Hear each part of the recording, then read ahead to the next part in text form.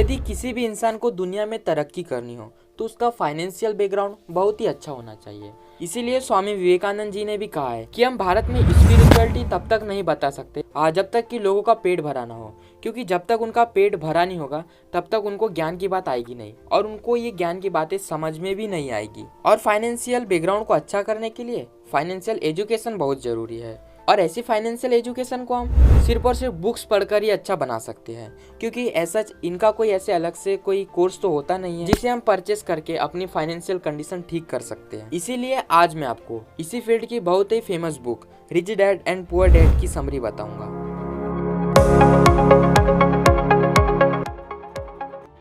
So hello friends, मेरा नाम है करण और आप देख रहे हैं बढ़िया बुक्स रिव्यू। इस बुक के राइटर रॉबर्ट टी कियोसाकी बताते हैं कि एक उनके रियल पिता है और वे उन्हें पुअर डैड कहते हैं क्योंकि उन्हें फाइनेंस की नॉलेज नहीं है, और वहीं उनके दोस्त के पिता को वे रिच डैड कहते हैं क्योंकि वे एक प्रसिद्ध बिजनेसमैन हैं और उन्हें फाइनेंस की बहुत अच्छी नॉलेज है। और इसी तरह वे बताते हैं कि इस दुनिया का कोई भी इंसान अमीर बन सकता है यदि वो इस 6 प्रिंसिपल को फॉलो करे तो। रॉबर्ट कियोसाकी बताते हैं कि उनके रिच डैड ने जीवन में कामयाब होने का, एक अच्छा मुकाम हासिल करने का और उस मुकाम तक अपने आप को कायम करने के लिए बहुत अच्छे और महत्वपूर्ण प्रिंसिपल बताए हैं। Rich don't work for money, money works for them.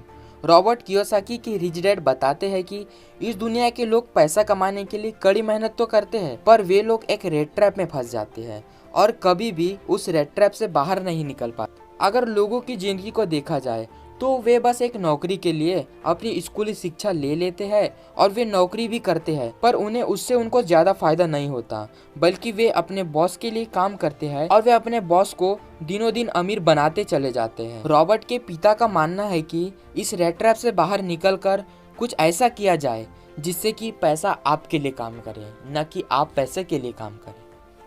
Keeping money is more important then making it. Robert बताते हैं कि दुनिया में ऐसे भी लोग हुए हैं जो 30 की उम्र में तो करोड़पति थे, पर 40 की उम्र में वे बैंकरप्ट हो जाते हैं। ऐसा इसलिए होता है क्योंकि उन्हें फाइनेंशियल एजुकेशन की नॉलेज नहीं है। पैसे कमाया कैसे जाता है, पैसों को कहाँ इन्वेस्ट किया जाए जिससे कि पैसे से पैसा बन सके, उनको इसकी नॉलेज नहीं है। और रॉबर्ट के रिच डैड बताते हैं कि हमारा घर हमारे लिए एक लायबिलिटी है क्योंकि ये हमारे लिए हमारे जेब से पैसा निकालेगा, और बाकी लोगों का मानना है कि घर एक एसेट है। एसेट वो चीज़ होती है जो आपकी जेब में पैसा डालती है, बल्कि लायबिलिटी वह चीज़ होती है जो कि आपकी जेब से पैसा निकालती है।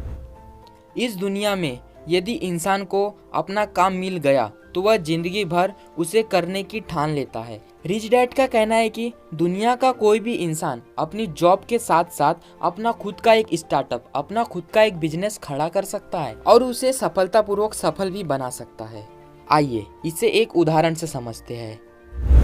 दुनिया की सबसे बड़ी फास्ट फूडी चेन मैकडॉनल्ड्स के फाउंडर क्रेग के बारे में बात की जाए तो वे इस बिजनेस से पैसा कमाते हैं। तो अधिकतर लोग कहते हैं कि वो फास्ट फूड से कमाते हैं, वे रियल एस्टेट से ज्यादा पैसा कमाते हैं। और इसी के साथ साथ एक पुअर आदमी और मध्य वर्ग के लोगों को भी अपनी नौकरी करते करते कुछ ऐसे एसेट तैयार कर लेना चाहिए जो कि उन्हें अपने आगे आने वाले समय में मुनाफा कमा कर दे, मतलब कि उनके लिए काम करे। Taxes are for only middle class and poors. Rich dad tax का इतिहास बताते हुए कहते हैं कि पहले पहल टैक्स सिर्फ और सिर्फ अमीरों पर ही लगता था और फिर उस टैक्स का प्रयोग गरीबों की फाइनेंशियल कंडीशन को अच्छा बनाने के लिए किया जाता था या उनकी तरक्की में इस्तेमाल किया जाता था। लेकिन कुछ कारणों की वजह से टैक्स वर्तमान समय में सिर्फ और सिर्फ मिडिल क्लास एवं गरीबों पर ही लगने लगा। अमीर सबसे पहले पैसा कमाते हैं और उससे अपनी ज़रूरतों को पूरा करते हैं और फिर बचा कुचा जितना बच जाए बाद में उससे टैक्स भरते हैं।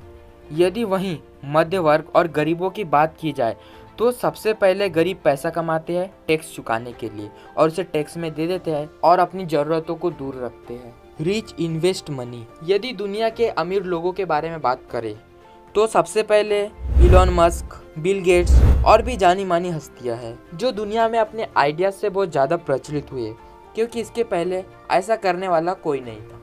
ये लोग बाजार में आए, इन्होंने बाजार की डिमांड को समझा और फिर सप्लाई किया, यानी कि इन्होंने मौके का फ़ायदा उठाया। इन्होंने कुछ ऐसा किया जो कि इनके पहले किसी और ने नहीं किया था और शायद इसीलिए ये लोग आज तरक्की के इतने बड़े मुकाम पर है। और इसीलिए माना गया है कि इन लोगों ने कभी भी पैसों के लिए काम नहीं किया, बल्कि पैसा अभी इनके लिए काम कर रहा है। और इसीलिए मैं भी यही कहना चाहूँगा कि हर इंसान को पहले ये नहीं सीखना चाहिए कि पैसा कैसे कमाया जाए, पहले ये सीखना चाहिए कि पैसे से पैसा कैसे कमाया जाए। क्योंकि सिर्फ पैसा कमाने से कुछ नहीं होता है, उसका सही यूटिलाइजेशन भी होना चाहिए। और ये बात अमीर लोग बहुत ही अच्छी तरीके से जानते हैं कि सीखने से ही सब कुछ होगा। अमीर लोग कभी भी सीखना बंद नहीं करते, वे हर दिन हर रोज़ नई नई चीज़ें सीखते रहते हैं। और इसी के ज़रिए वे लोग आज की मार्केट में क्या चल रहा है, मार्केट की क्या डिमांड है और वहाँ पर कैसे न्यू न्यू आइडिया जनरेट किया जाए, वे इसी के बारे में सोचते रहते हैं। और इसीलिए शायद वो आज इतने सक्सेस है। तो दोस्तों, यदि आप भी मेरी तरह एक स्टूडेंट है और आप भी बुक्स पढ़ने में इंटरेस्टेड है, तो ये बुक तो आपको पढ़ ही लेनी चाहिए। क्योंकि ये बुक्स न सिर्फ हमें नॉलेज देगी, बल्कि इससे हमारे दिमाग में नए नए आइडियाज आएंगे, जिससे हम अपने आने वाले समय में अपनी फाइनेंशियल कंडीशन को बहुत अच्छा कर सकते हैं। और जब हम अपनी फाइनेंशियल कंडीशन को अच्छा कर पाएंगे, इसका मतलब है कि हम जो काम करना चाहते हैं या फिर हमारी जिस काम में रुचि है, हम उस काम को अपने पूरे दिल से कर सकते हैं। और जब हम किसी भी काम को अपने पूरे दिल से अपना 100% दे के करेंगे, तो ये गारंटी है कि हम उस काम में ज़रूर सक्सेस हो जाएंगे। सो फ्रेंड्स, इस बुक को यदि आप ऑनलाइन पढ़ना चाहते हैं तो आप ऑनलाइन भी पढ़ सकते हैं, या फिर डिस्क्रिप्शन में इसका लिंक है, आप वहाँ से भी इस बुक को परचेस करके पढ़ सकते हैं। So friends, thank you everyone for your wonderful visits. Bye bye and take care.